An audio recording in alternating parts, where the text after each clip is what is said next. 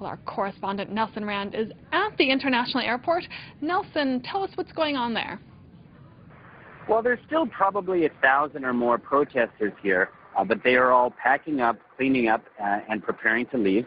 Protest leaders are signing autographs. People are in a very jubilant mood, and airport staff are slowly trickling back into the airport. Now, the big question is when passenger flights will resume, and at this point, it is still a little bit unclear. Some officials are saying it could be as early as late Thursday night or Friday morning. Others say the airport won't be fully functional until December 15th. Now, airport officials and government officials and other officials are inspecting the airport today.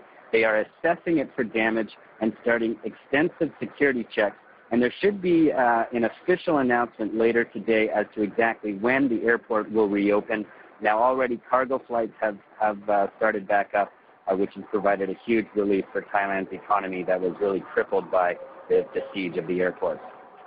Now, we know that the ruling party is out, but where does that leave Thailand's political future?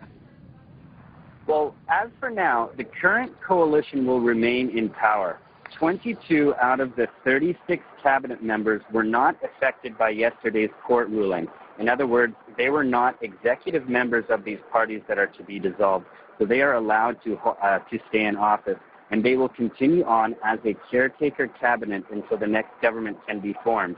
Deputy Prime Minister Chalveret Chanvirakul is now acting as a caretaker Prime Minister, and he is expected to chair a cabinet meeting later today to select an official caretaker Prime Minister. Now, MPs who are also not affected by the political ban following yesterday's ruling are simply switching to another party, a shell party that was already lined up. And as long as the coalition holds, they will have enough numbers to vote in a new Prime Minister in a parliament session scheduled for December 8th.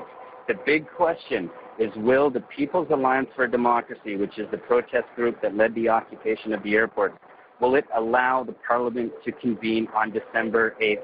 As the last time parliament was scheduled to hold a session, the protesters blockaded it and prevented the session from taking place. Thank you very much, Nelson Rand, at a very lively international airport in Bangkok.